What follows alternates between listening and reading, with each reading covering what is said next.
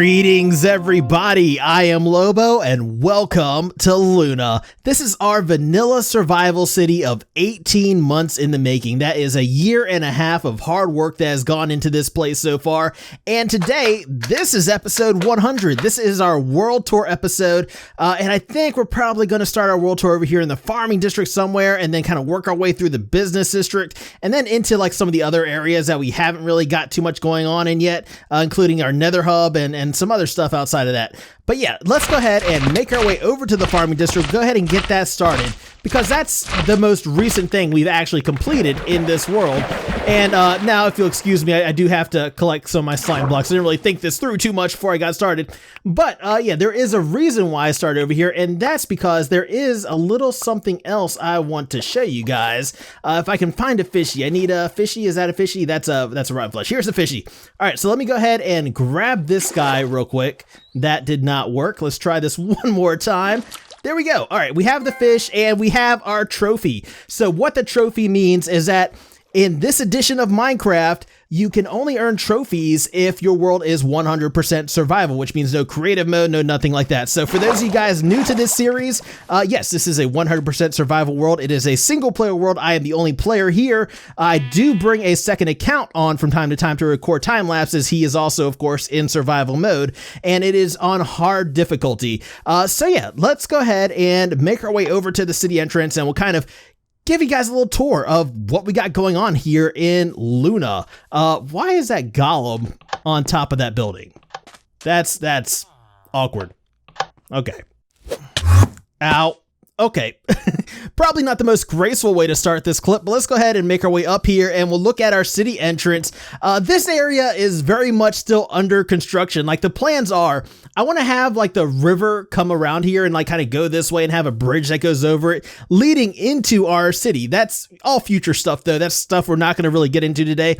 I just wanted to come out here and kind of give you guys an idea of where we stand as far as, you know, our level of completion, which is actually, you know, nowhere near. But let's go ahead and make our way inside and we'll have a look at some of the stuff that is done. You can see this is actually our city entrance right here. And yes, it does open and close. We have a 4 tall by 5 wide diagonal piston door that will actually, you know, keep our city safe. This is the main entrance to our city.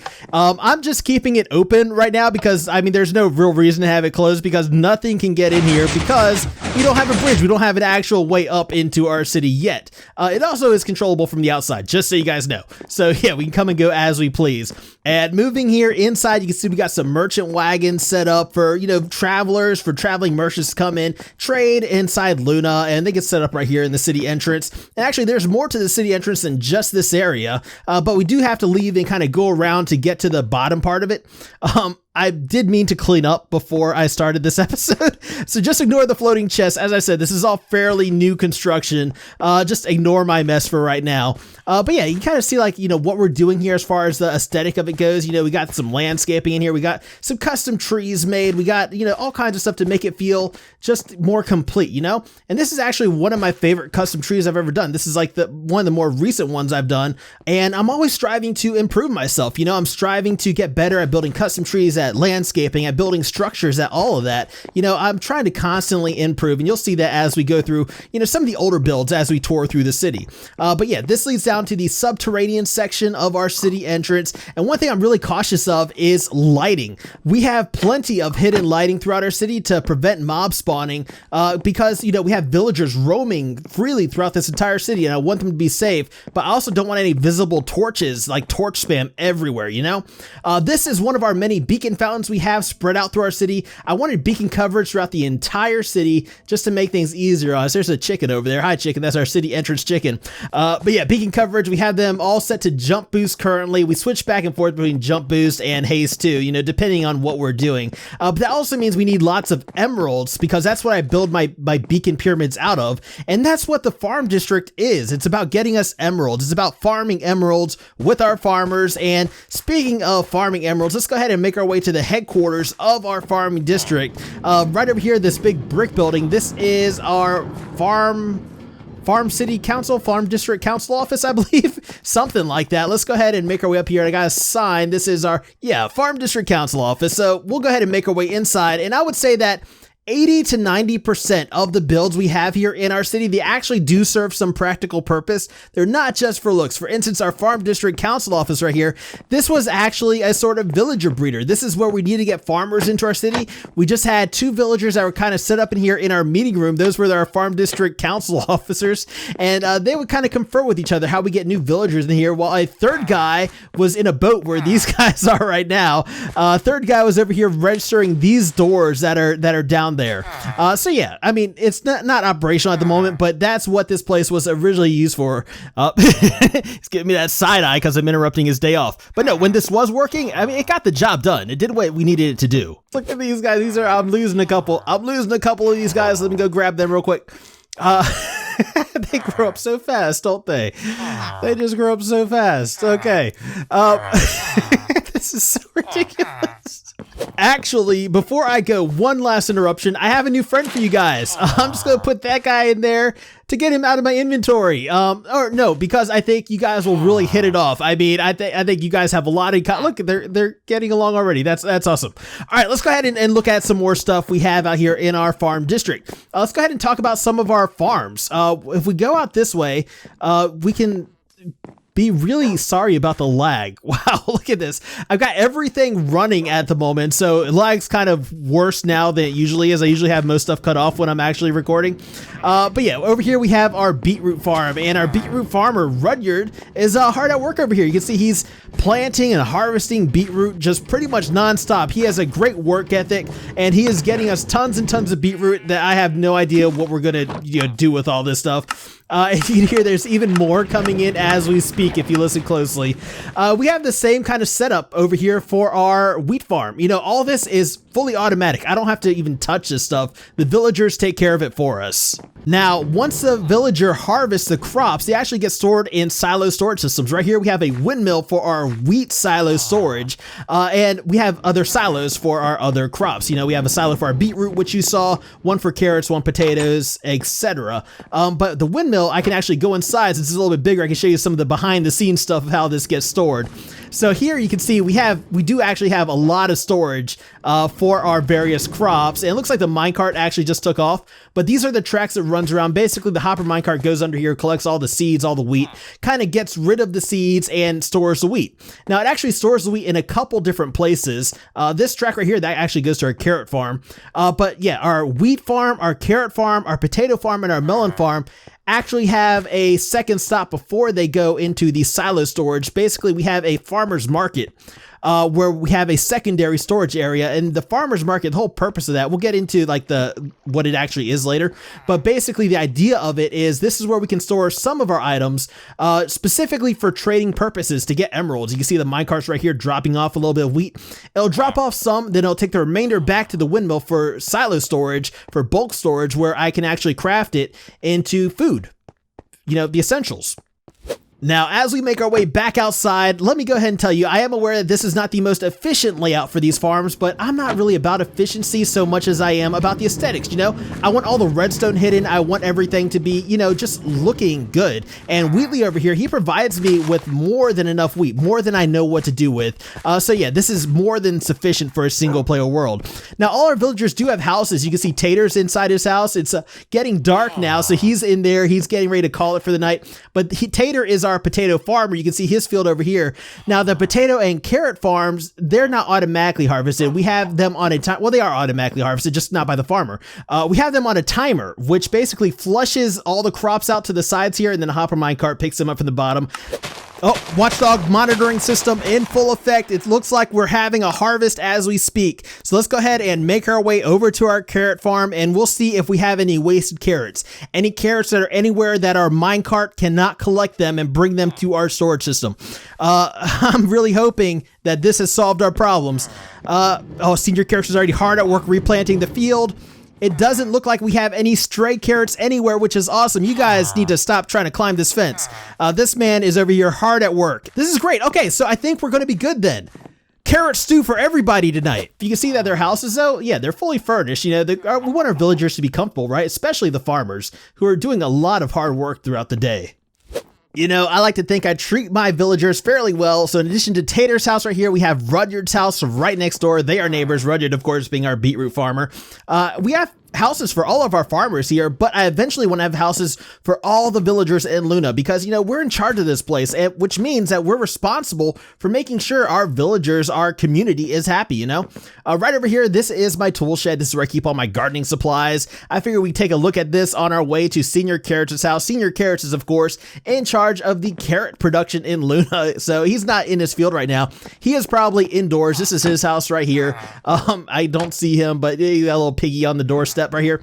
The reason why I'm using trapdoors instead of actual doors for their front entrance, they do have real doors for their rear entrance that goes into their field and stuff like that. The reason I'm using trapdoors as their front entrance is just to make sure this place doesn't get messy. Like, for instance, if Senior Carrots were to come out here and get into the wheat farm and start planting carrots there, and, you know, vice versa, you know, things can turn into a mess. So that's just a kind of a precautionary measure. Right here we have our potato silo. As you can see, Tater is doing a great job getting that filled up. Maybe even too good a job. Maybe if that's the case, we should divert more potatoes and carrots and stuff to our farmer's market, because that's where I can really get some use out of, you know, trading them for emeralds instead of just having them get stored up. So it is getting dark out, and I was going to go ahead and sleep through the night, but maybe before we do that, let's go ahead and take a tour of my house. This is where I'm living while working in the farm district. We are about to actually give up this place, give it to one of our villagers, but we'll go ahead and take a tour of this place while it is still ours. So this is my little enchanting setup right here. You know, we got the standard base stuff. You know, it's just a temporary base, really. This is my bedroom back here, which I am going to use just so we can make it daytime outside, so we can have a good idea of what's going on when we head back out there in just a few minutes. Because this is a world tour, right? This is a world tour, and I'm assuming you do actually want to see the world. So we got some small storage, ender chest right here. We have, going up to the second floor, there's actually not too much going on over here. We just have a balcony that kind of overlooks our farm district, so we can come out here and enjoy the view every now and then, taking a breath of fresh air. But moving up to our third floor, this is where Watchdog's room is. And Watchdog is actually my second account that I use for time lapses, and he once upon a time had an excellent view, and then I built the farmer's market, and now he's very mad at me because I got rid of his view. So I'm sure he'll be happy with the new place we're moving to. We'll make sure to give him a great view there. I'm talking about this guy like he's a completely separate person, which he is actually not. He's just me on a different account. But yeah, let's go ahead and, like I said, that these buildings do have a practical purpose, right? So in addition to this being our home, it is actually an entrance into our main storage system. So if we go around the back here, you see we have a little storm cellar right here, which actually the doors to it do open and close. And so does apparently the arm of our chair. Let's see if it does that again. I may have to move this chair. Yeah, I may have to move this chair. This chair is probably going to have to go off to the side somewhere. Maybe I'm thinking this side right here. So yeah, unintended side effects. Sometimes I'll work in the details. I kind of overlook some things. So we'll get that fixed. We will get that fixed. But yeah, the cellar right here, this is actually accessible from inside the house through this closet right here. Just so you guys know, you don't have to always go around the entire house. But we got a little mini storage area right here. And then if we hit this button, we open up a secret passage that leads down into our main storage system. So we have a big bulk storage area and a multi-item sorting storage area, and it's pretty expansive. We're not going to get into all this quite yet. We'll enter that from a different place in a different part of our city because it actually does span the length of our city. So yeah, but right now we are just touring the farming district, so let's go ahead and get back to that. Now, moving away from our house and to the house for our animals, this is our barn, and this is kind of an interesting build. I'll tell you why in just a minute, but we'll go ahead and walk through the interior. You can see that it's kind of built at an angle, right? And it's open. You know, I want our animals to be able to roam around here freely. That does come with the side effect that these guys just kind of go wherever they want to. They sometimes escape, and sometimes they despawn. I have to figure out like what areas around here are, you know, allowing them to do so. But yeah, I mean, this is, you know, our barn. It's a nice place for them. You know, I give them lots of room, and we do have a second floor up here as well. So let's go ahead and check that out real quick before we move on. You know, I like to make these builds as complete as possible, and little details like this, it really does help. I did notice some not so hidden lighting right here, so I will have to take care of that. These world tours, like, hopefully they're enjoyable to you, but they're also very beneficial to me because I can see the little stuff that I need to get fixed, and I'll probably handle that after this video is over. I'm actually going to add that one to the list. Now, the reason why I think this building is kind of cool is just because of the angle at which it's built. You know, you can see here, looking at it from up here, you can see the angle that it's built at. You know, it's not a diagonal, just like the farm district city council over there, which is built at like kind of a diagonal. It's more of a, I don't know, off diagonal. It's just kind of an odd angle, which I really enjoy. You know, something I want to experiment around with more, just to make sure that, you know, we don't fall into that trap of getting like a grid-like pattern to our city. You know, I try to keep everything, you know, just looking as interesting as possible. And I think this is a really interesting looking build just because of that, you know, just because of that little bit of detail, a little bit of shift, you know, towards the back. But yeah, let's go ahead and make our way around this way because we do have some more farms that we need to go ahead and look at. And most of our food farms I am actually very proud of. This one was a survival redstone experiment that didn't quite work out the way I wanted it to. As you can see, it's a very, very lossy melon farm. So we missed the first official harvest because I was down there and I set it off with the clock. But this is the first official harvest that we're both seeing together, at least. And here we go. Yes, wash those melons into the thing. Yes, perfect. Oh, that's awesome. That's exactly what we want to see. There's, as I said, there's going to be plenty of loss because, yeah, I would say, what is that? Maybe even close to 50% loss, maybe even more than that. I don't know, but we do have melons coming in here, and I'm happy about that. We have an automatic melon farm now, and we will get more melons than we are going to use anyway, regardless of how much we lose. So yeah, I'm actually pretty happy about this. I know I've been complaining about lag and stuff this whole time. I got item entities laying on the ground over here. I am aware of that. I'll probably end up turning this thing off because I think at this point, by this point, I probably do have enough melons to get me through, you know, whatever I will need melons for. We'll go ahead and check that out as we make our way over here to our farmer's market. And this, my friends, is the farmer's market. This is where we actually store the crops that we're going to be using for trading with our villagers. So let's go ahead and make our way inside and we'll see how we are actually doing with melons. And I would say that we are actually doing pretty good. I don't really use these for trading because you do have to craft them and that's too much work for me. So yeah, that's fine. This is the storage system right here. You can kind of see how all that stuff goes. I do want to make sure that this trap door is closed. I don't want villagers getting back in there. We can take a look at the storage system on the other side as well. Make sure this door is closed. But yeah, this is where we came up earlier when I was talking about the farmer's market a little bit earlier. That's, you know, we kind of went through all that area. But let's go ahead and make our way back out here and I'll show you the areas that you're actually supposed to see instead of taking you through all the backstage stuff, you know? So if we go around this way, we do have 2 villagers set up over here for trading. We have 2 farmer villagers set up over here for trading. So we got Maverick right here, and over here we have his buddy Goose who's just hanging out. And as I said before, emeralds are very important to this city. You know, all our beacons all over the city, they're made of emeralds. And what we can do is we can get more emeralds by taking this wheat right here and trading them. I'm actually surprised we have that much wheat. I traded that all away not too long ago. So yeah, we do have a lot of wheat coming in, a lot of crops consistently coming in to trade for emeralds. Look at Goose, the way he just looks at Maverick. Maverick's so standoffish. I don't understand why. Goose is so nice. Anyway, we have some carrots coming in over here as well. Yeah, like I said, I trade these all away. All the rest of these are empty. It's just like the first chest that's currently getting filled up.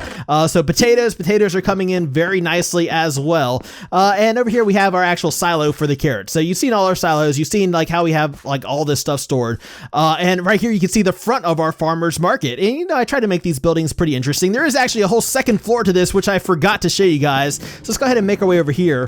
You can actually see that, you know, we don't have too much lighting in this area, but what we do have is we have the floor half slab to prevent mob spawning. So that's another thing we consider. You know, we don't want any mobs spawning around here. Even though it's dark right here, no mobs will spawn because all this floor is half slab level. You know, like I explained earlier, villagers are a crucial part to what we got going on in the city, and I will do whatever I can to protect them. Now up here on the second floor of our farmer's market, we do actually have some visible redstone. This is one of the few areas of visible redstone. If you peek through these windows, you can actually see it. I don't know why I decided to leave it like that. It's just kind of arbitrary where I pick and choose like what I decide to show and what I don't. Over here at the back, we actually have a pretty good view of this back half of the farmer's market where all the farming actually occurs. Well, most of the farming, because there's actually still one more farm we haven't covered yet. So you guys have seen my wheat farm, my beetroot farm, my potato farm, my carrot farm, and our melon farm over there. And one last farm over here we have for food at least is Jumping Jack-o'-lanterns, which was made in May 2018. Wow. This is one of the first farms we actually built over here in the farm district, and it's named Jumping Jack-o'-lanterns because, well, the harvesting mechanism makes our jack-o'-lanterns jump. I mean, there's not much more to say than that. So yeah, this is another build that we kind of improvised in survival mode on the spot, you know, and that's like kind of how I like to handle a lot of redstone, is just seeing what we can do in survival. I mean, not always. If something's really important, then yeah, I'll maybe open up a new creative world and kind of experiment around and come up with a plan before we build here.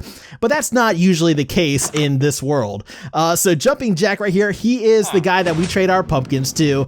And I heard, yeah, we seem to have some pumpkins coming in now, so we should be able to watch those coming up one of these elevators. Yeah, there we go. We got some pumpkins coming in. I'm pretty sure those are actually going to go to waste because it's been a while since I've traded pumpkins. Yeah, we are stocked up because Jumping Jack's a little expensive. He's a little out of the way, but yeah, I may have to come over here sometime soon, do some trading with him because, yeah, we are just getting a huge stockpile of pumpkins that are pretty much going to waste. Now, it has not escaped my attention that it is, yes, nighttime, but I kind of wanted to show you guys what this place looks like at night. So you can see that even though there's no torches, like any torch spam right there, that this place is well lit with all kinds of hidden lighting all over the place, just to make sure it's safe. Again, that's a huge concern. I know I mentioned that like several times so far. So right here we have our stables. This is like one of our last builds over here in the farm district. Well, one of our first builds, but one of the last ones we're going to go through before going into our next district. So you can see here we have the stalls open so our horses can roam around freely. Even Mr. Ed, the escape artist extraordinaire right here. Yeah, so he's free to roam around. Up here we have a second floor to this as well, where we have Wesley, our stable boy, who is actually, he has a job up here more than tending to the horses. He's actually registering these doors right here for us because, you know, we kind of have villagers strategically placed around our city to register doors and kind of expand the village and basically make sure that we don't have zombie sieges like forming inside of our city where they can actually do some real damage, you know? So yeah, moving on back here, you can see our horses. Yeah, they kind of like to hang out in this back area right here. We have built a little shelter for them back here because this is where they like to hang out, especially our skeleton horses. And we have a ton of those guys and they are super happy in this area, you know? Yes, a skeleton horse can be a happy horse as we have established previously in this series. So yeah, that's pretty much all there is to the farm district. Well, I guess not all. We can actually look at some other little stuff, some detail stuff, because, I mean, this is a world tour, right? Let's go ahead and look at pretty much everything, because we have some more paths we can travel down. I'll kind of show you some of the stuff we did early on in here. So, for instance, we have all the landscaping over here. You know, we have pumpkins laid out. We have our old storage building right here. This is how I used to store stuff back in the day. We have our wagon right here, which is, you know, hauling jack-lanterns and pumpkins to where they need to be. And, you know, just because these areas are pretty well hidden in the back here doesn't mean they shouldn't be as detailed as the rest of the city, you know, because that adds a whole lot, I think, to this world in general. And jumping jack-lanterns, everybody, that's why this place is called Jumping Jack-Lanterns. Let's get out of here and let me make sure I don't trample any crops while I'm doing this. Let's get back on the path. Now, before we leave our farm district, one of my favorite things to do is to pillar up and just look at a completed build. And this is many, many months in the making right here. And it looks like our carrot farm was actually recently harvested. So Senior Carrot should go back in there in the morning and replant everything. We're still waiting for our potato farm to harvest. The timer hasn't gone off for that yet. But yeah, I mean, it's just so much work that goes into this. And it's so satisfying to see it from up above. Next, we're going to be going to our business district right here. And we're going to tour that thing. That was like basically how we started this world. You know, we built over there, and if you saw the previous world tour, episode 50, a lot of that stuff's going to be fairly familiar to you, but there are some new things over there, some really cool new things that I think you're going to like, so, you know, stick around. Let's go ahead and make it daytime, and we'll get these beds taken up and moved out of the way. I do have a really bad habit of leaving stuff laying around, as you guys know. We've discussed this already. But yeah, I'll have to go through this entire place and kind of clean up all of my mess. But for now, let's go ahead and check out the other districts. So before we head over to the business district, let's go ahead and look at our Waterside district. There's actually not much to look at over here yet because, yeah, we haven't really done anything, but we've got a couple things we want to take care of. But this is, I just want to let you guys know, this is like a path to the Waterside district that we'll eventually work on. It's just blocked off for now to keep this area, you know, safe, because our farm district is safe. That area is not. Let's go ahead and make our way to our business district now. And as we come through here, we're actually passing underneath a building that we'll go and check out in just a moment. But the first thing we see is a villager looking somewhat concerned. Now, the first thing we see is this fountain right here. As we pass through, we see this fountain. It's just basically here to kind of grab your attention, not even from this side, from the other side. Just kind of like a, you know, a landmark, if you will. And if we move up to the side, it actually does reveal the building behind it, which is an important building. You know, this is the Farming Operations Office of of Luna, the FOOL, where villagers like to kind of hang out, gather around. Our golems as well. We got some golems hanging out up here. We have, of course, Sheriff Farah, and we have this guy who is, as of yet, unnamed. He's a new guy. I'm assuming the guy on the roof over there, he's probably a new guy as well, since he spawned up there. So we'll get them sorted out in a little bit. But if we head on inside, we can see that we have villagers hanging out on top of tables. They love this. This is their favorite pastime. If we move out to the back here, you can see that, you know, we try to complete these builds, like even these little areas in the back that you won't really go to and see. We try to make sure everything's complete. This is a path that we'll follow in just a moment. I'm not going to go that way quite yet because that leads to another building. This is, I believe, a passageway that leads down into that tunnel that we just went through. Yeah, this will lead us over back into our farm district because this is our farming operations office. You know, this is kind of where the business happens of the farm district. Now, there is more to this building. We do have a second and third floor. Up here on the second floor, we just have a couple offices. You know, we got this one and we got this one with a villager in it. This is, what is your name? Johnston. Hi, Johnston. You're doing a great job, buddy. Great job. He's over here actually registering doors. That's his main purpose in this building. And then over this way, we got a balcony. There's actually not too much to see over here, but we do have some really good views. We have, let's see, I think, yeah, we have an okay view of the farming district from over here, but we do have an excellent view of the business district on this side. Look at that. That's a great view. And I think in the future, we will eventually have a really, really good view of the Waterside district as well. Yeah, that's going to be awesome once that time comes. If we move over this way, we can see a villager is kind of perched precariously on the outside of this platform. That's golems.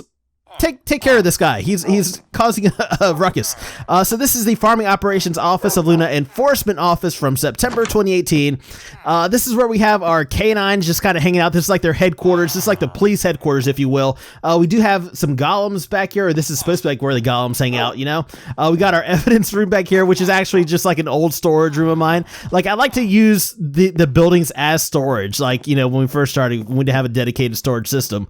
And up here, we don't really have too much going on. We got like a little way to our attic right here, which is a little records room, I think is what this is. And I think we got some offices around this way. We probably have a villager or two around here somewhere. Ty, great work. You're doing a great job.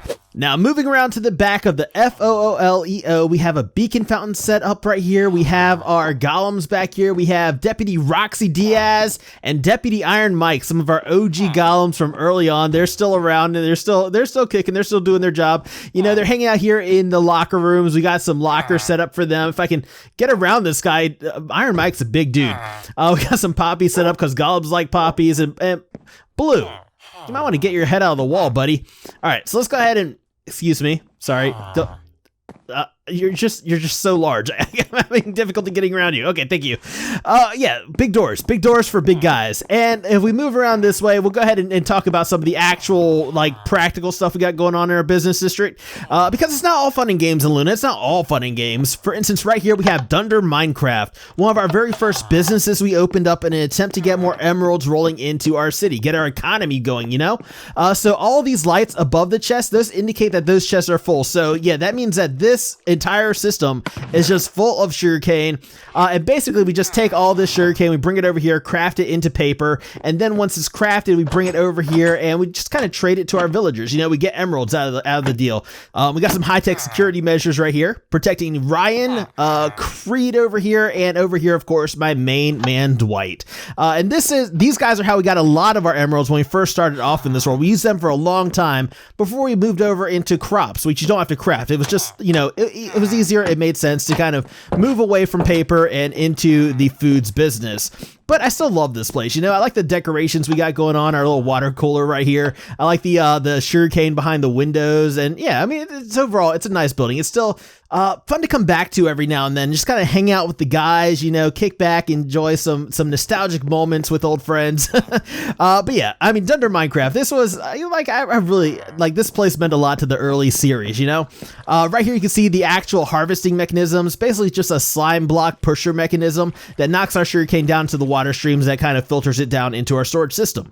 Right up here, we have our managerial offices and the maintenance area. We can actually look inside the farms. We'll do that in just a moment. Let me make sure these are closed real quick because we don't want Michael making a run for it. He has been known to kind of slack off every now and then and make a run for it, but this is our regional manager tending to his cactus right here. He's doing a great job keeping this place up and running in my absence. It looks like you might have a leak in your ceiling, though. You might want to get that looked at. I believe I mentioned this the last time we came here, but let's go ahead and check out the farms themselves, the sugarcane farms themselves. So back here, you can kind of see how everything is set up, and we can't really get up there because I, for some reason, got rid of my ladders. Or, no, I didn't. There they are. But we're not going up there anyway because we don't have a whole lot of time. But this is the timer mechanism for this. It's a cactus timer. Basically, once this grows up, it's going to harvest the entire farm and we'll collect a whole bunch of sugarcane. All right, we can check this one, make sure all our timings are correct. We do get our cascade effect. Pretty cool. This thing is so fun to watch go off. Did I just get harvested? I just got harvested. If you do want to see any of this stuff that we look at today in more detail, just go ahead and look through the playlist and find whatever videos you want to watch that you're interested in, you know? But yeah, we have 3 towers right here. We just went to one of them, but we do have 3 sugarcane towers. But moving on, we have our slime shop over here. This is where I actually store all my slime. And if you didn't know, slime is my block of choice for pillaring, scaffolding, for all that stuff. And we actually do have a pretty substantial slime farm for our city here. Like, all this slime is brought up through this water elevator that you can kind of see through that crack from deep beneath the ground here. But we'll get more into the slime farm stuff later. Yeah, interesting, huh? We're going to take a little detour real quick. The next stop on our tour is going to be our forge, our super smelter. But before we head over there, I really do want to help this guy out. Like, he's been stuck up here for a while now, and I put some slime blocks down here to kind of soften his fall or to make sure he doesn't crack my sidewalk. There we go. Perfect. Very smooth landing. Yeah, I just didn't like the fact that he was up there. He looks so helpless, you know, and you don't want to see an iron golem look helpless. You know, it's like one of the saddest things in the game. So yeah, I think we're good now, and now we can move on. You're welcome, by the way. Picking up where we left off, this is our super smelter. This is Luna's Forge, which was built in September 2018. So I'll go ahead and give you guys a demonstration of this in action. Basically, we take our iron, our gold ore, we throw it in this side wherever we want smelted, and then we'll get our smelted stuff out of this side. So basically, how this is going to work is that once everything kind of gets distributed around the way it needs to be, this whole system is going to kick off, and you're going to see these furnaces light one by one. Lava is going to pour down from the ceiling. Basically, like, we're going to have a whole bunch of items smelting at once. So I just heard it, and this should start lighting up in just a second. There we go. Perfect. Right on cue. You can see all these furnaces starting to kick off now. So we have 360 degrees of Fernite action. We have our ceiling opening up. The lava's pouring down. Everything's looking cool. We've got sparks flying down from the ceiling. I just really like the way this looks. You know, that's why I wait till nighttime, just so you can kind of see the lighting effects and stuff like that. As we move through here, you kind of see like how we have this whole thing set up. I think it's pretty neat. You know, it was interesting to build, albeit a little bit dangerous considering the amount of wood we use in the construction, the amount of leaves surrounding it. But yeah, this is our fuel input right here. Basically, we're using coal as our fuel at the moment.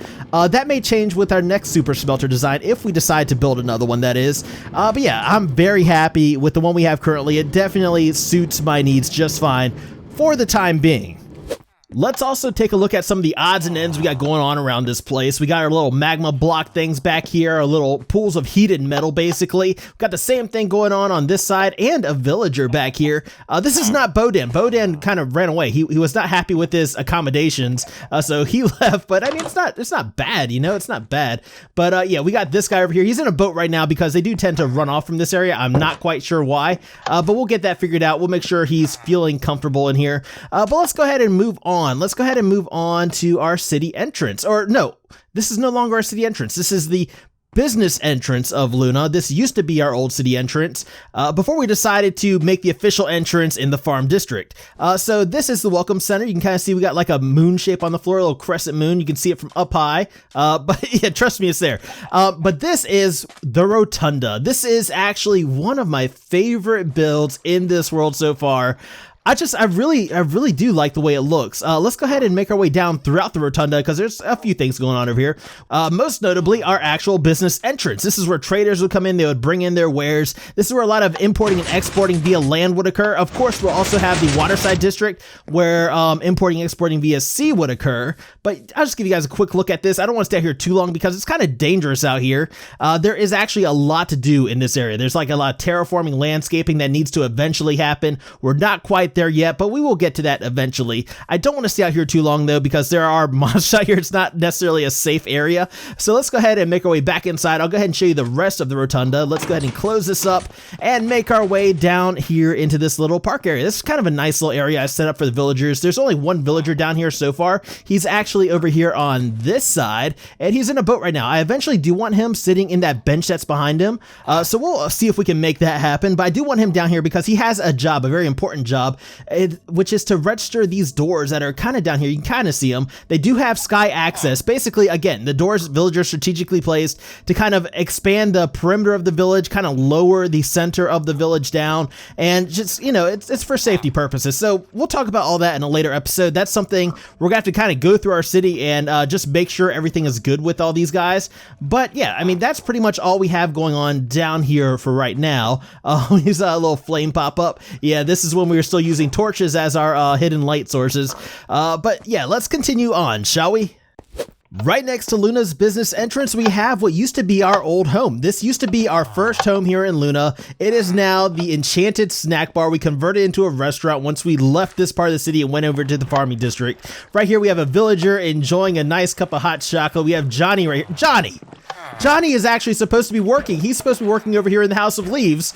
That's why I said they don't stay put. These villagers just kind of do whatever they want. Anyway, let's go ahead and get inside the Enchanted snack bar. I'll kind of show you what used to be our old home. You can see our old enchanting setup is still back here, you know, behind all the tables and stuff for our villagers to kind of enjoy their dining.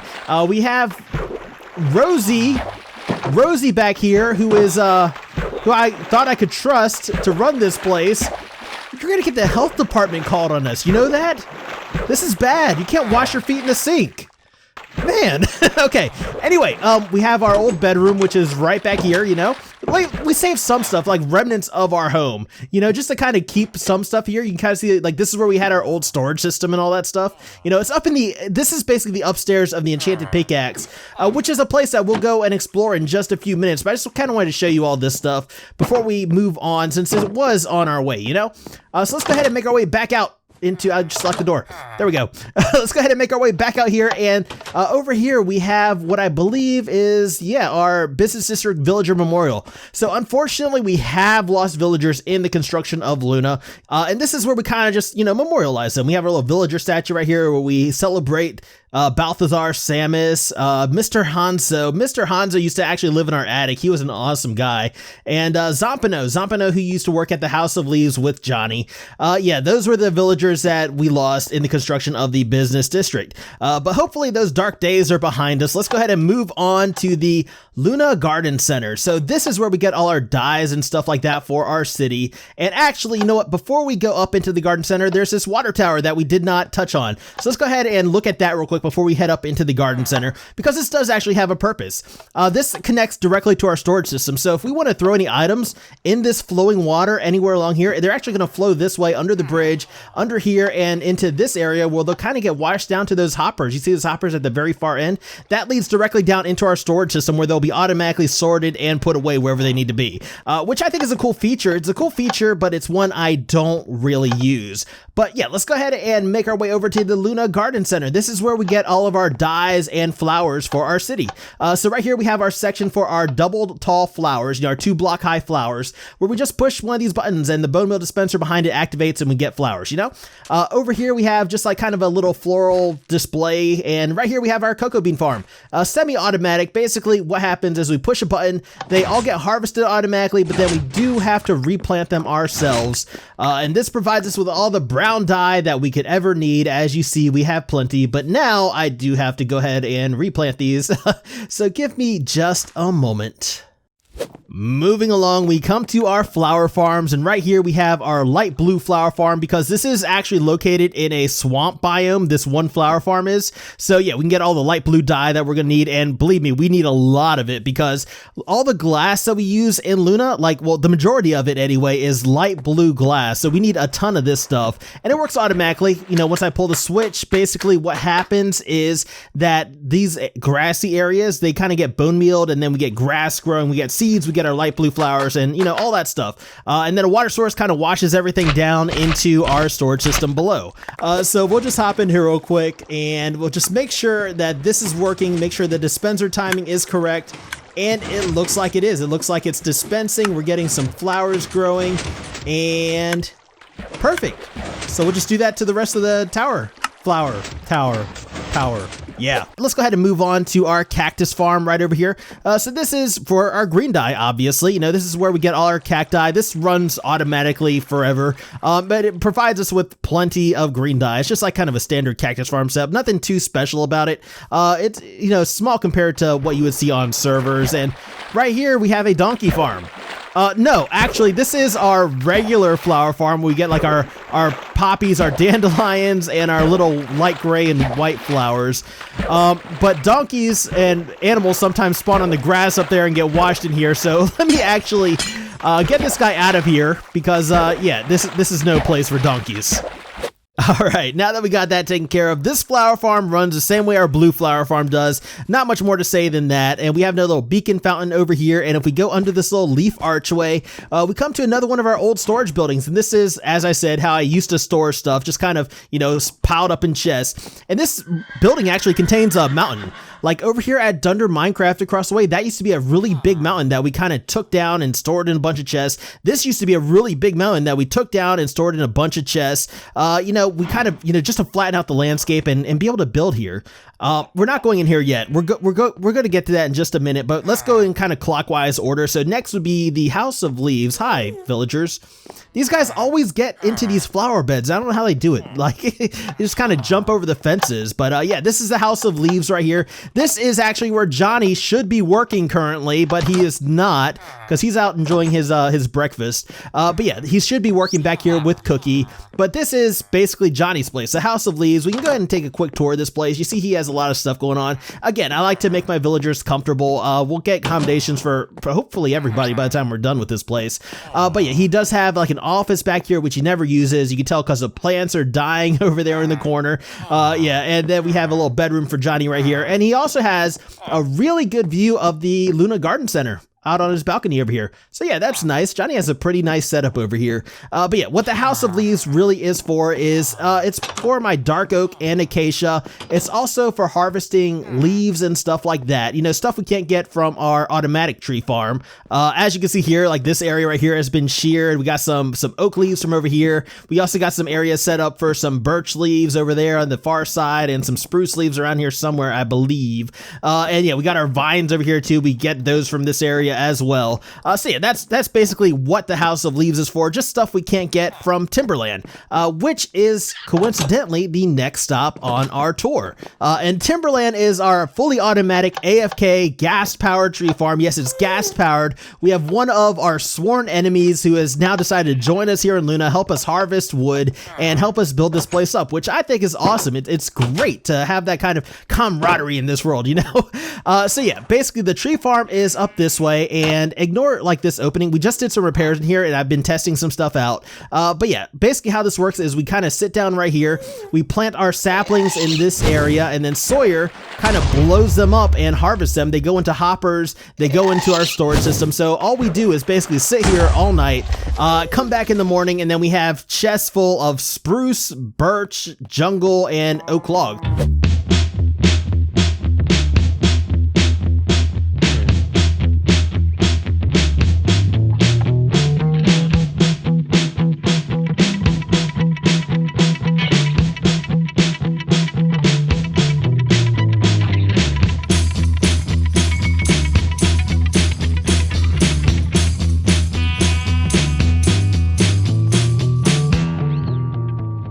But let's go ahead and talk a little bit more about Timberland because there's kind of a story that goes on with this building, you know?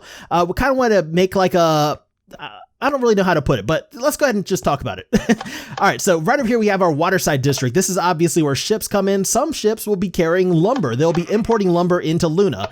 So those ships are going to bring those logs up here, and they're going to bring them up into Timberland. And this is kind of like the intake area. You know, this is where the logs will come in. They're gathered by our workers, put into this area, which is actually our debarker. So let's go up here, and we can see that the logs are now coming out of the debarker over here, and they kind of follow this process. You know, they go this way through the sawmill and they get cut up into planks and stuff like that. You know, I just kind of wanted to add like little features like that into this world, just kind of make everything a little bit more interesting. I am missing a slab right there. That's another thing to put on the list of things to do. So I'm gonna have to watch this video back a little bit later and kind of go through and make some repairs where they're needed. But yeah, let's go ahead and continue along following the process of our logs as they're converted into planks. They're getting dried over here, you know, getting ready for packaging. And finally, packaging actually does occur down here, back by the entrance at our garden center. So yeah, I mean, I thought that'd be interesting, you know, just adding like kind of a representation of the process of how we get logs into this world. I mean, looking back, it might not actually be as interesting as having like a giant ghost jellyfish from another dimension shooting fireballs at him and blowing him up, but you know, it is what it is, right? And moving on, the next stop on our tour is going to be our mining area. This is the New Moon Mining Company, and we have lots of villagers in here gathering for a meeting, it seems, and we got this guy outside who apparently has not been invited. We get a lot of villagers in this area, and I don't know how, because I purposely made these walls super tall to keep villagers specifically out of this area, but they seem to just want to come in here. As you can see, they tend to come over here to Mr. Donkey's house. This is actually Mr. Donkey's house right back there, which is full of villagers. Yeah, don't know how, why they get in here, but they do.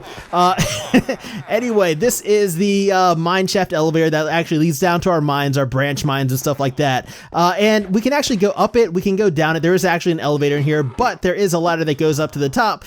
So we'll just climb up here and take a peek at all this stuff before we go down, because that's a whole nother section of the tour. There's a lot of stuff down there, but we got some nice little details built in here. You know, we got a lift for our elevator. You know, we got some excellent views looking out over our business district, which I think is pretty awesome. You can see the House of Leaves right there. This was one of my first attempts at a diagonal build, and the roof could definitely use a little bit of work. I'll say that. But we're improving. We are improving as we build more and more at different angles and stuff, you know? That's one thing I really love about this game, and in this world specifically, is that, you know, it's been around for a while now. You can definitely see the progression, you know? You can definitely see, you know, how things are growing and getting better, and I think by the time we're done with this place, it's just going to be awesome. And then we have, of course, the Enchanted pickaxe, one of our very first builds in this world. Actually, probably our first build in this world. This is from October 2017. Wow. So yeah, this was very early on in the series. Let's go ahead and make our way inside. I'll introduce you to the staff, some of our regulars, and, you know, get to know everybody, have a good time. Because this is, after all, a place for our villagers to come after a hard day's working, unwind, you know, shoot some pool, play some pinball, talk to Chad over here. Chad, who's been with us for a very long time and just has great customer service skills. Yeah. And over here we have a regular. He's been in here for a while. This is Ted. Hi, Ted. What's up, Ted? Got your drink over there? Yeah. And right here we have the Wither on the wall. The Wither is a stray bow from episode 40. It's a bow we literally got off a stray, a very weak bow that we used to fight withers with, which was kind of fun. That was a fun experiment. Back here we have one of our old nano farms, one of our old wheat farms, and I wonder if this thing still works, actually. Let's go ahead and test it out. Let's go ahead and get some seeds, and we'll just see if we can get this thing working, because it has been a few updates since we got this thing built. So oh, it does work. It's a little slow, but it does work. If you follow the series, you'll know that, you know, I've spent the past couple episodes getting things fixed up for this world tour. This is not one of the things I checked, so it's very pleasant surprise that this is still working. Now, I guess I can go ahead and show you guys back here. There's not really too much going on. This is just redstone. It's redstone for our pool table and our pinball machine. And, you know, I guess I could show you that in action, but I am going to need to get some change first. Gold nuggets acquired, so we can go ahead and bring these on in here and play some games. So we'll go ahead and throw our gold nugget into here, and what's going to happen is our billiard balls are going to come popping out the top of the pool table, and now we're ready to play a game with Ted. And over here, if we throw our money into here, we actually get the pinball machine working, which is, you know, lights and noise. You know, just some fun little details to bring a little bit of life into this place.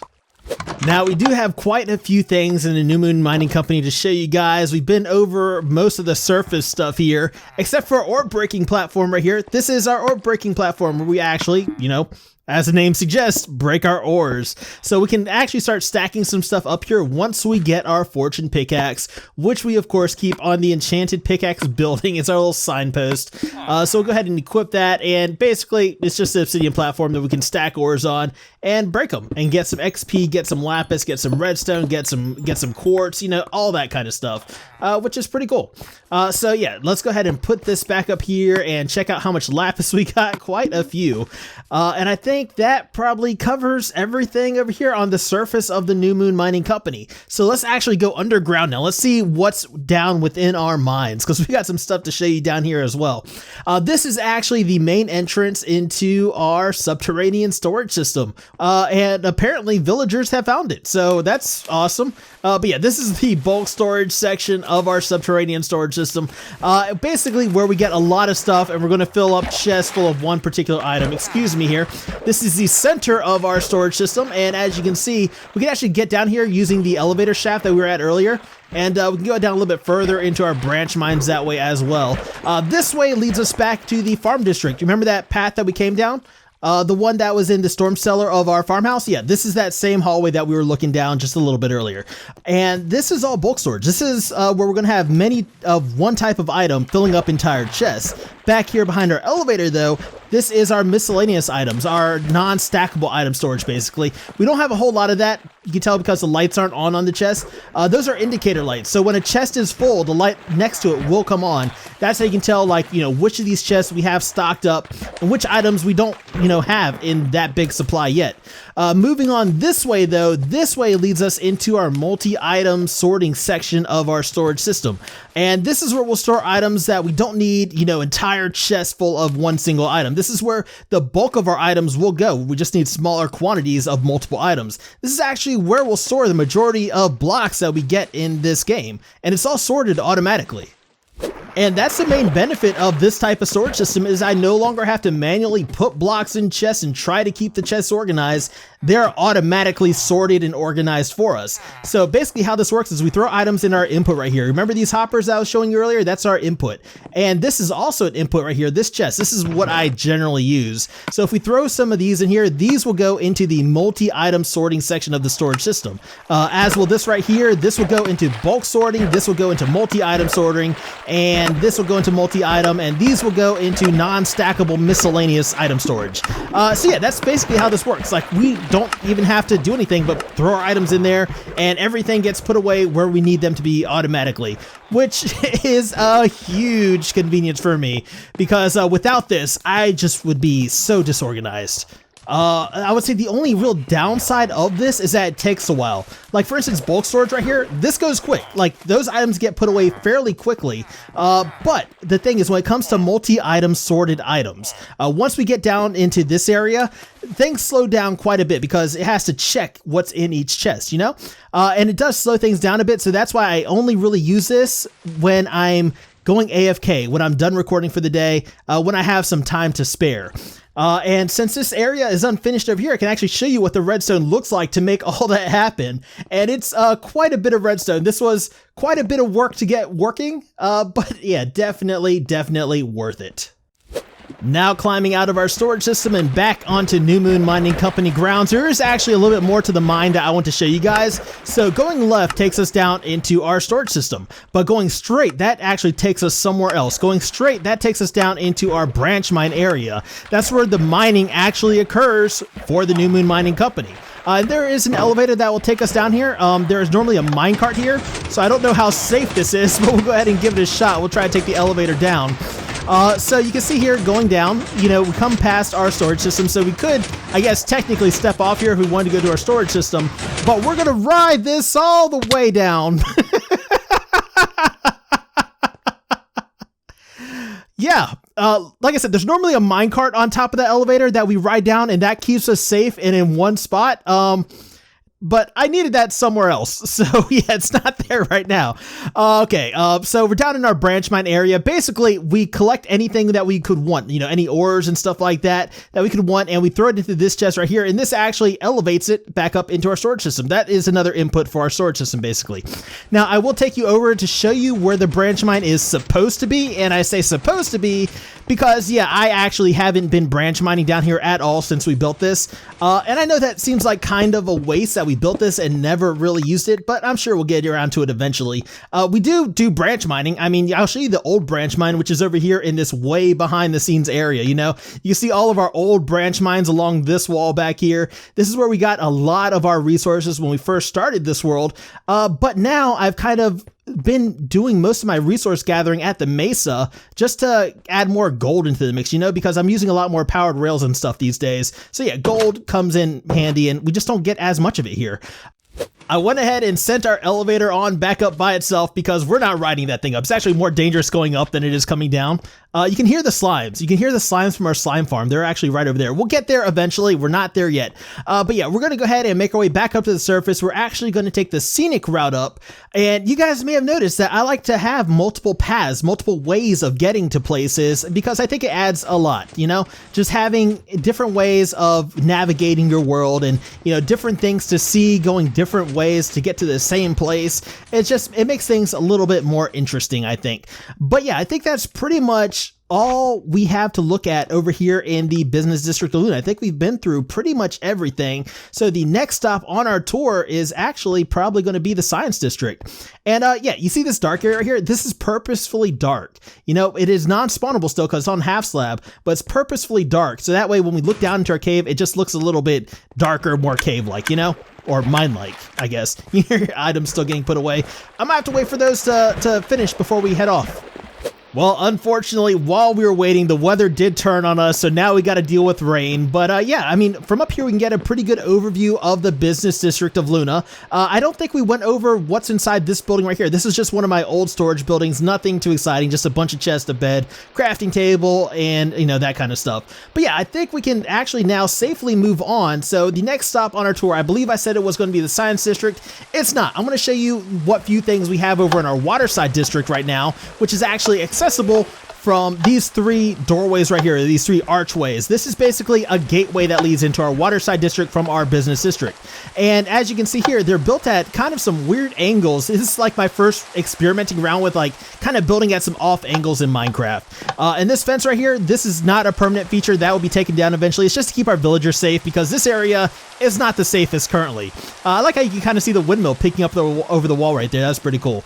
And ignore this as well. This is just some experimenting around with the roads that we were doing. We were trying to figure out, like, you know, what kind of pattern we want for the roads in here and stuff like that. But the only real finished project we have over here in our Waterside district so far is actually going to be our ship. Otherwise known as the Flying Wolfman, and of course we got the docks here as well. I don't think we want to tour this in the rain though. Yeah, that's not going to be great. Let me actually go ahead and sleep, and then we'll get back to this. There we go. That is much better. So let's go ahead and talk about the Flying Wolfman. This was my first ship build in Minecraft ever. And, you know, it does actually serve a practical purpose. Like, I want it to look good, but I also wanted this thing to serve a practical purpose. And what it actually is our AFK fish farm. Now, that's what we were using when we first started off this world to kind of jumpstart our progress, make sure that we were set, we were ready to go, that we could actually make some progress in these videos. Because let's face it, when we first started this series, we got kind of off to a slow start. What's up, Cho? How you doing, buddy? And Kobo over here, his friend Kobo. Cho and Kobo. But yeah, before we built this thing, we were off to a slow start. It wasn't until after we got this, whole thing built and got these enchantments that we were actually able to really make some progress in this world. I haven't been in here in such a long time. This is the actual fish farm, by the way. I don't really use this at all anymore, but we can go downstairs and kind of still look through everything. We got our storage system down here below deck. We also should have a villager down here somewhere. I haven't checked on him in quite a while. He may be gone. If so, that's really, nope. Ah, haha, the Dread Pirate Roberts in the flesh. What is up? Yes, it's been so long. It's been way too long, buddy. But what's funny about this fish farm is the fact that it doesn't catch fish. Any fish that would have ended up in here get released back into the ocean automatically. Stuff we want to keep ends up in these back chests right here, and stuff we want to get rid of kind of goes through this item disposal system we have here at the bottom. Basically, see these droppers right here? They drop it into this water stream, which pushes it into that cactus right there, destroying it. So we can, you know, clear this thing out fairly quickly when we want to kind of reset everything. But yeah, I mean, that's pretty much all there is to the Flying Wolfman, I think. I can't remember when exactly we built this, but I'm sure we have a sign up here. So let's go ahead and check this out and see. No date. Okay, well, yeah, this was an early build though. But yeah, this is pretty much all we have going on in our Waterside district so far. But I think it's a good start. I do think it's a good start, and eventually we're going to start building some more stuff out here. This is an ongoing project, and this is a project that's going to be huge. It's going to be the biggest of all of our districts. So you can see here kind of like the wall where it's going to kind of follow around. You can kind of see like the border of where the Waterside district is going to be, that like kind of border right there. It's going to go all the way over there to the mouth of our bay, which is actually going to eventually open up into our ocean so we can have ocean access, because that makes sense for our ships, right? We want them to actually be able to travel. But yeah, it's going to go like, you know, it's going to encompass a fairly large area in the very center of our city, which I think is going to be pretty cool. But let's go ahead and move on. I'll show you another upcoming project that we're going to be working on, which is a whole nother district as well. This is going to be our science district. This is going to be Wolfin's Laboratory, where we already have some kind of cool stuff going on. So that's actually going to be accessible from right over here, where we'll eventually have a security checkpoint, which it has to verify that you belong in this area, which is not what I'd call, you know, quite finished. But yeah, we're still doing a lot of work over here. We still have a lot of stuff to accomplish in this area. This is a very unfinished project. Second security checkpoint right here before you can actually access the science district, and you can actually access, you know, Wolfin's Laboratories, who are in charge of all things mob related in Luna, our mob farms and stuff like that. Now, before we actually go in here, we need to give these guys a moment, but I also need to kind of set up some stuff. Welcome back to Wolfin's Laboratory, and this is where we kind of get into the darker side of Luna, where some nefarious stuff may or may not be happening. So Wolfin's Laboratory, these guys came in here with all kinds of promises that they're going to bring science into our city, and science is fun and interesting, which it actually is. I really do enjoy science, but these guys are actually up to no good. You may not know that because this guy seems so helpful. You ask him a question, he'll gladly answer, but if you want any real answers, well, you're going to need an ID badge. You're going to need to go into the underground sections of this place to find out what's really going on. But on the surface here, we do have some nice little displays and stuff, you know? So for instance, right here, did you know that coal and diamonds are both made of carbon? Wow. Oh, my. We actually don't want to get too close to the displays. That's their way of warning us not to get too close. This is our Wolfin's PK01 Peacekeeper prototype robot. We're actually going to have a big robotics division of Wolfin's Laboratory, which should be pretty fun to mess around with once we get to that point. But as you can see right here, yeah, it's dangerous if you get too close. And then our last display, considering our career in science, apply once the second degree burns have healed.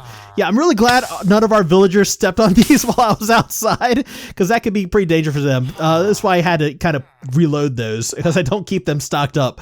But yeah, one thing you'll notice is that this is a big building, but there's actually not a whole lot going on in here. As you'll notice, there's no rooms. Like, we have 3 floors, but the second and third floor actually they go nowhere, you know, because this whole building is just a big facade. It's fake, you know. The real Wolfin's Laboratory is hidden deep underground. So let's go ahead and get our ID badge, because we are authorized to do so.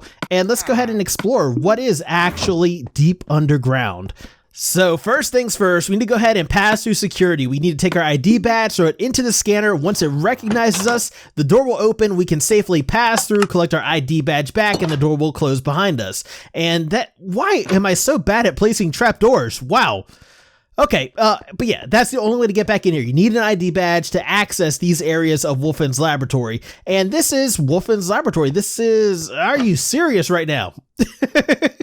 This is where we do a lot of our research into the hostile mobs of Minecraft, of this world that we're living in right now. So first, it's back here. This is our drowned research area, and our head researcher, Steve, who is apparently doing inventory at the moment. But yeah, let's go ahead and make our way back in here, and I'll show you around the drowned research area, which is basically our drowned farm made from a zombie spawner.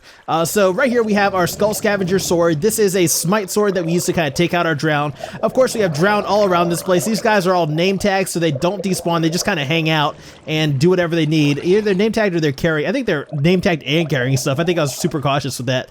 But yeah, let's go ahead and see how this actually works. We need to flip this lever and this lever, and that activates this entire farm. You see all the lights start going out now, and now we got the spawns coming in. Very spooky, very scary. The iridescence of the drowned is like super cool though. But yeah, I'm not actually gonna run this thing for too long. I just wanted to kind of give you guys a quick demonstration of how this whole place works. So the zombies that just spawned will go underground. They will go to the water elevator over here in the corner and then go one of two ways. They'll either go around this way and get distributed to empty drown tanks to be converted into drown, or they will go to the right, where they'll also be converted into drown, but they will be held in a centralized area for us to easily take out, get their drops, and kind of, you know, Steve, you need to exercise some caution, buddy. So they'll hang out in here until they get converted into drown, then we can easily take them out, collect anything we need from them.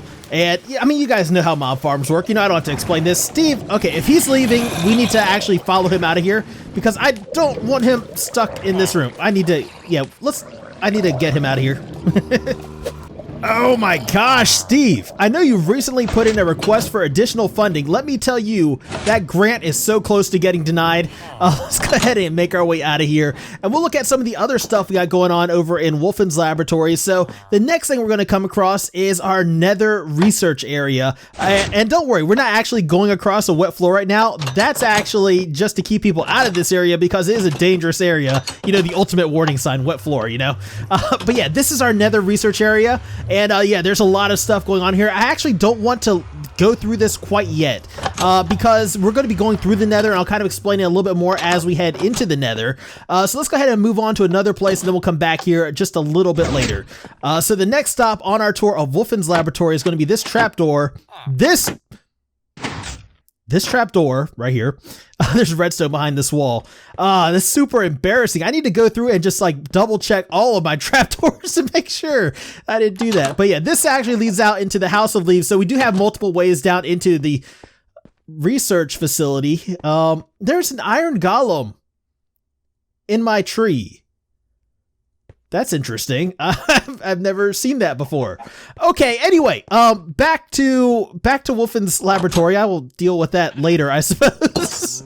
But yeah, if we head on down this way, we'll get to some other really cool stuff that we have over here. And you might have noticed by this point that, you know, despite what it looks like above ground, Wolfen's laboratory is actually fairly expansive already. It's just mostly underground. Right over here, we have our gas research area. This is how we get gas to our tree farm. They come in through the Nether portal over here, and then we have various switches and controls around this room to move them around safely. I do apologize if this gets kind of repetitive because, you know, it gets repetitive for me too. I'm doing the same thing over and over again. But it's kind of like that's what we're doing. We're repeating stuff. We're getting better each time we do it. Hopefully now we can do all this from in this little room right here and save us so much trouble. So let's reposition Sawyer. All right, so that should be good. And then we need to make sure this is locked again, even though I know it is.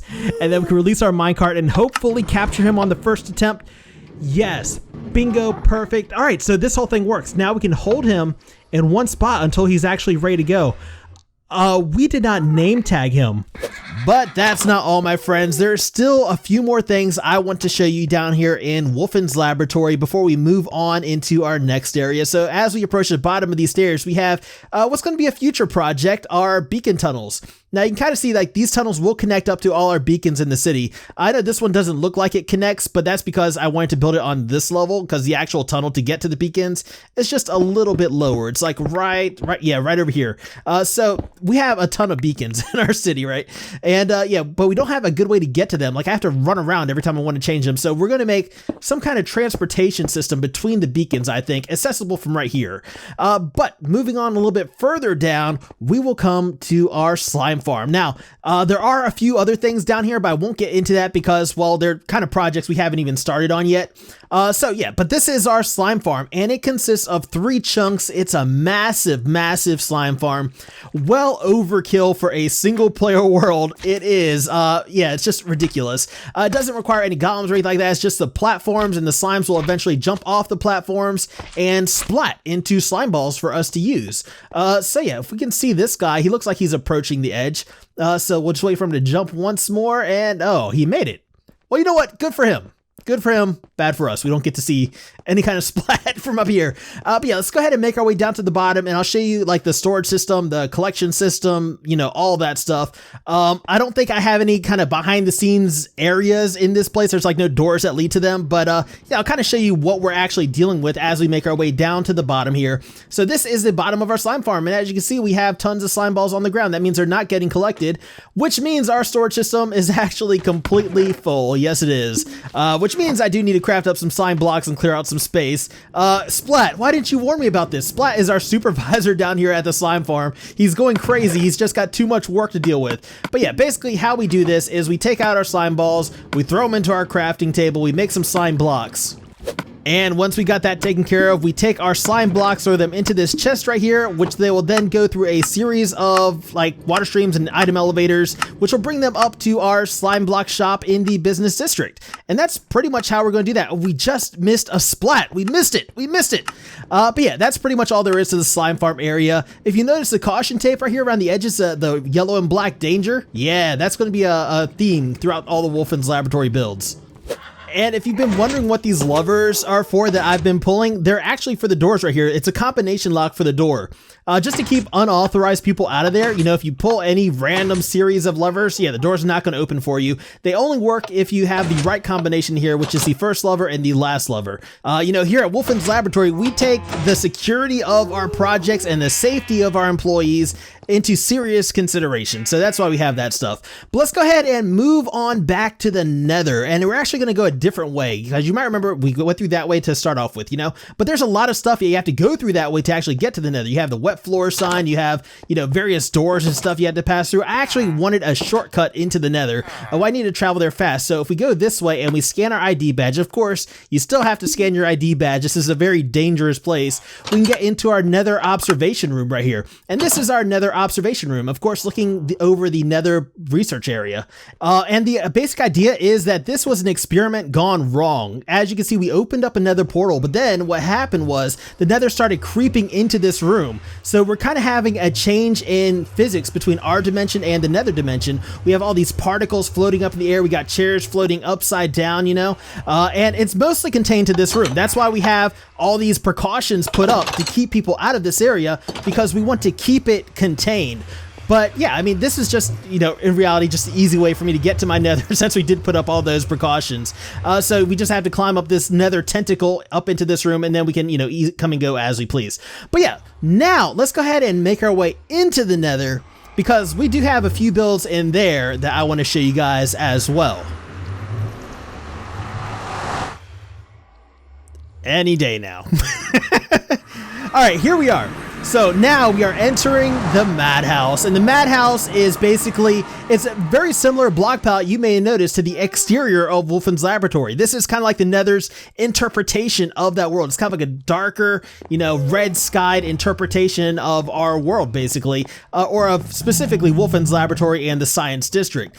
So yeah, I thought it was pretty cool. There's a lot of atmosphere to this place. If you look in the back here, you can really see that red haze in the sky, you know, and I just thought that looks awesome. I'm really happy with like how this Nether is starting to turn out. This is as far as I'm going to go though, because if I go any further, it'll kind of ruin that illusion. So let's just go ahead and move on and look around our Nether hub. Now, this obviously leads to other places which, you know, are not easily accessible from the overworld. But before we go and check out any of that, let's check out some more Wolfen's Laboratory stuff that we do have over here in our madhouse. So this right here is our gas catching area. If we go back here, this is kind of like the control area for it, and we can overlook the gas spawning room, which is right here. And as you can see, we do have a gas that has spawned in here. Now this button would transport him to the overworld, basically. And right now there's this bug there's this bug that makes the gas look lower than he actually is. Like his hitbox is the normal place, but he looks lower. It's silly. Hopefully they get that fixed soon. But basically how this room works is we have a flying machine set up in the back. So if I were to push any of these buttons out here, this gas will get transported to the overworld to our gas research area, which, transport gas to our tree farm. Now I'm not going to push any of these buttons because I do already have a ghast over there, but I am going to go ahead and roll a clip of this thing in action. All right, so here's the moment of truth. Does he actually go into the portal? Let's see.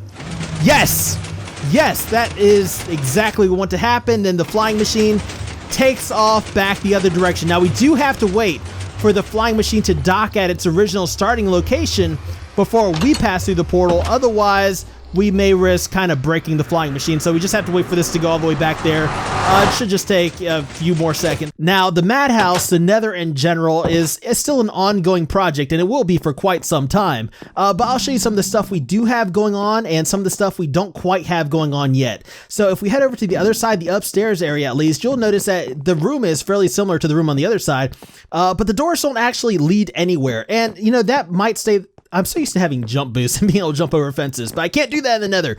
Anyway, the doors have been built with consideration for future projects, but projects that may not happen, so they may never actually lead anywhere.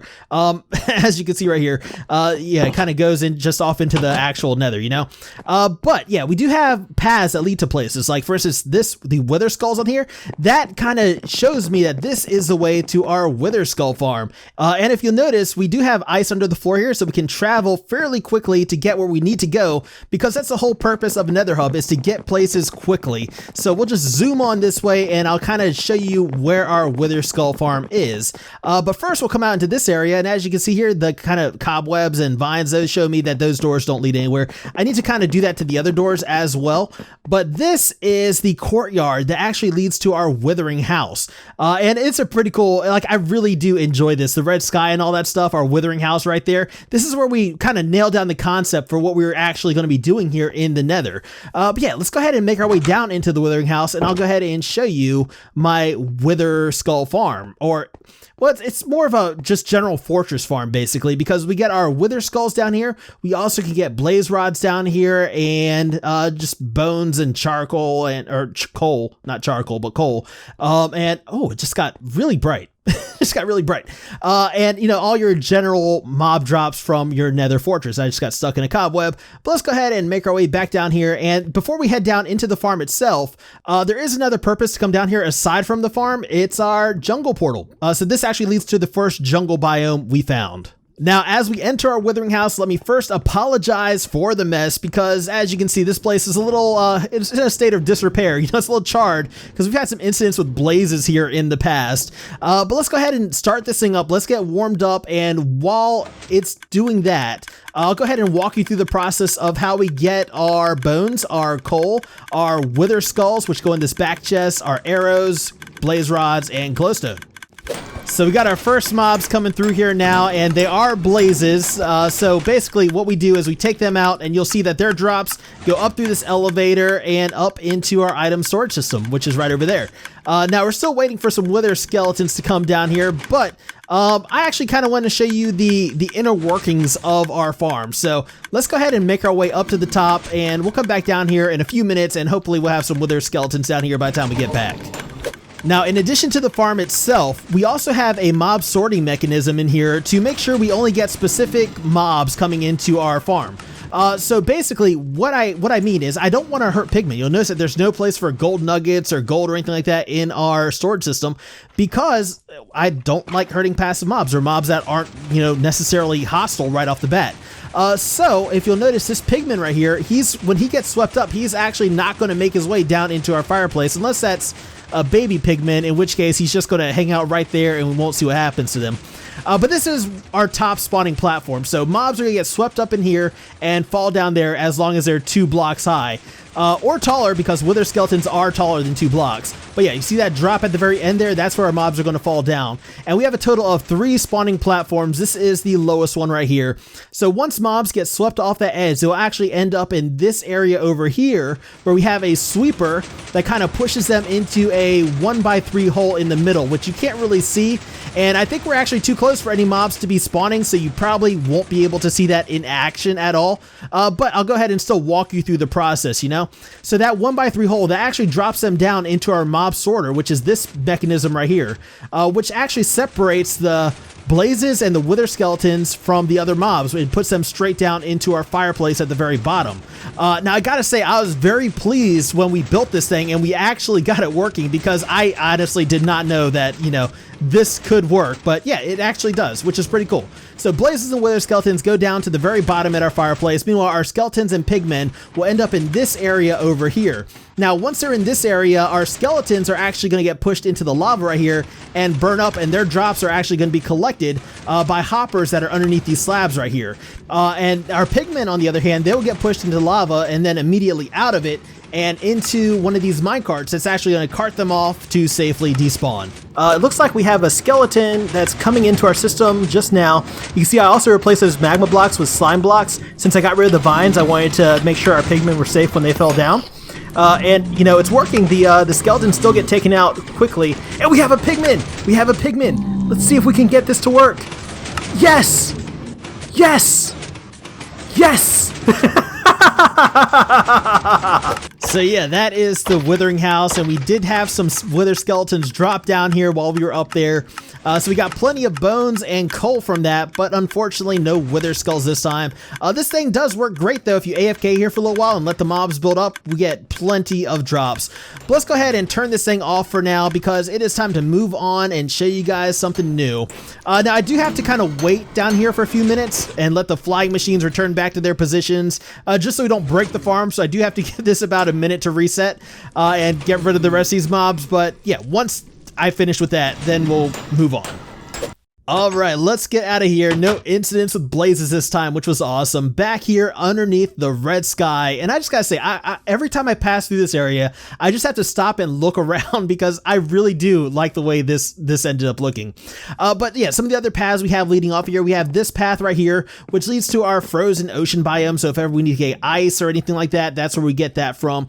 We also have another path over here, which will lead us to the mesa biome, which I talked about earlier. The mesa is where I like to do most of my mining and resource gathering, because, well, we do go through a lot of terracotta as well. I spend a lot of time over here in our mesa, so much so that, you know, it wouldn't be out of the question to eventually actually build like a little mining headquarters or something over there, but that's, you know, for the future. Let's go ahead and make our way to the other side of our nether hub, because there's something I want to show you over there.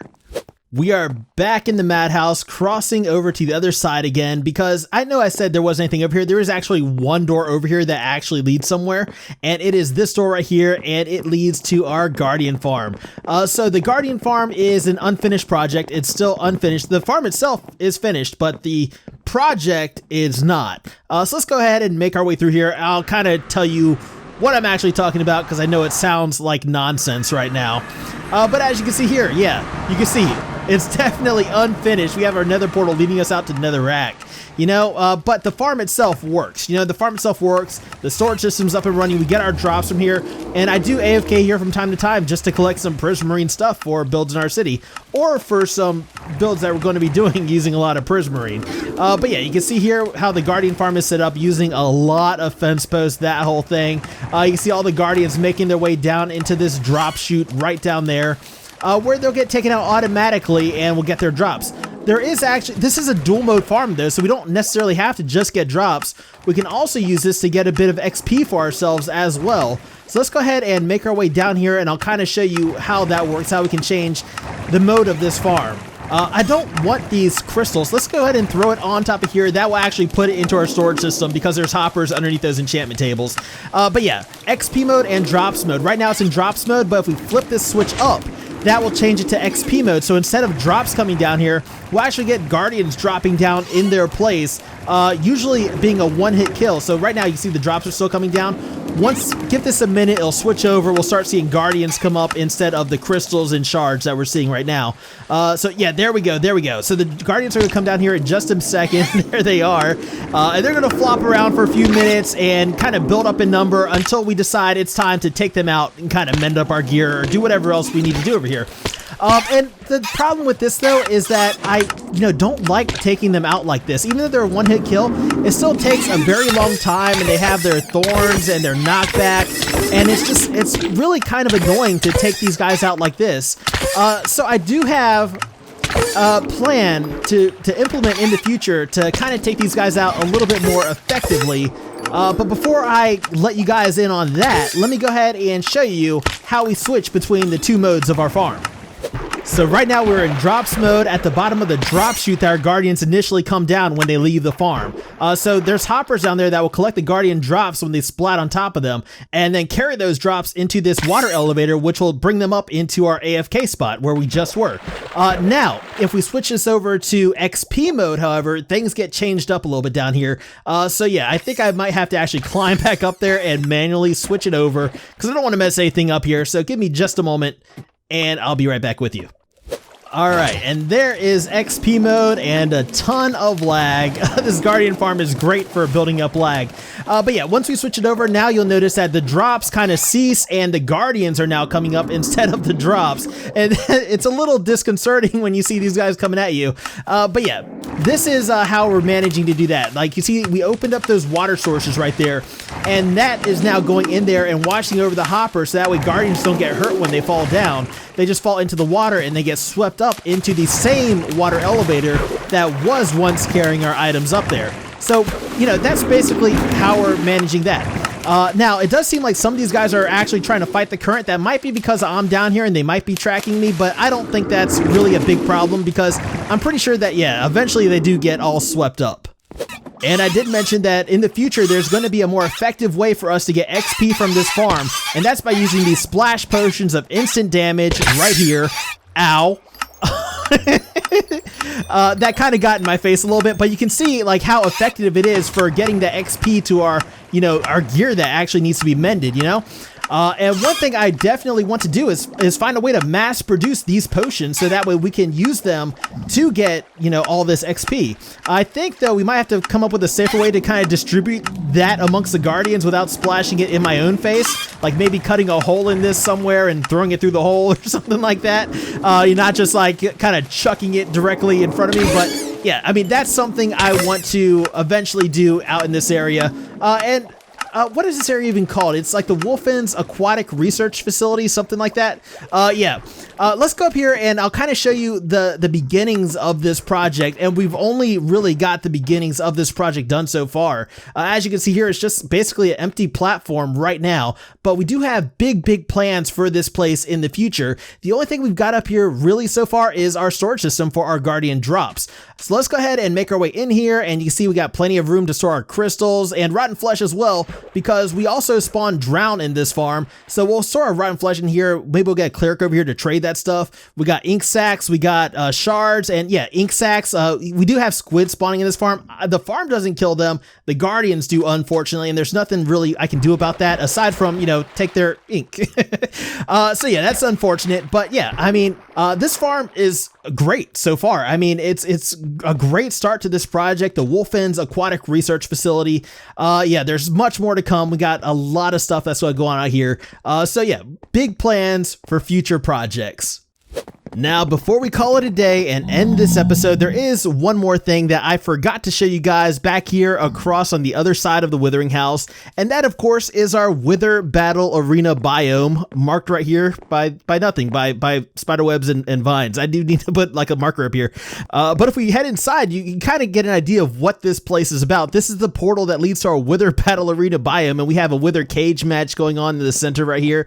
And if you notice, these Withers only have 2 heads each. They did have 3 once upon a time because I do have some glass underneath their armpits to actually keep them from spawning, but it was freaking me out, so I took out the 3rd heads because the last thing I need is like a bad update to, I don't know, do something and all of a sudden these withers spawn and destroy my entire nether hub. So yeah, I am going to show you what's through this portal. There's not a whole lot through there, but I am going to show you. But first, I need to run home, grab some stuff, and get prepared.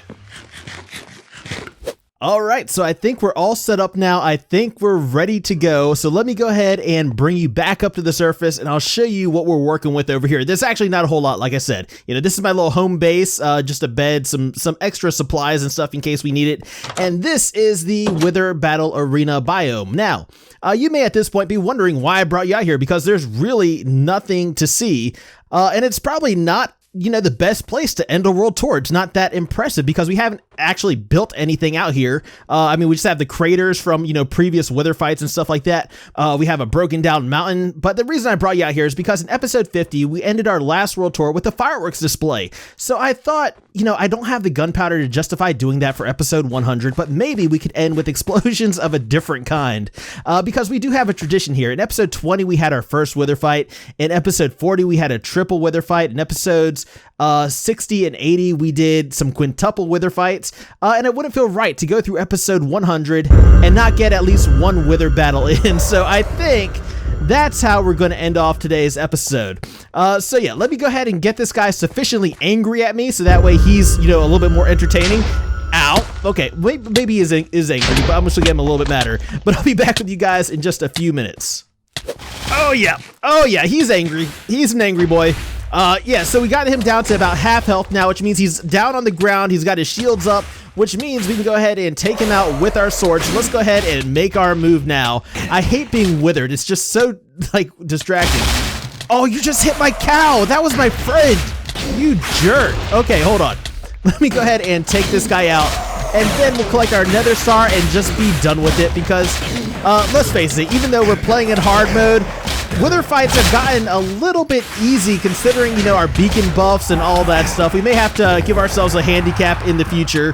But then again, maybe we should just make things more difficult on ourselves for the sake of doing so.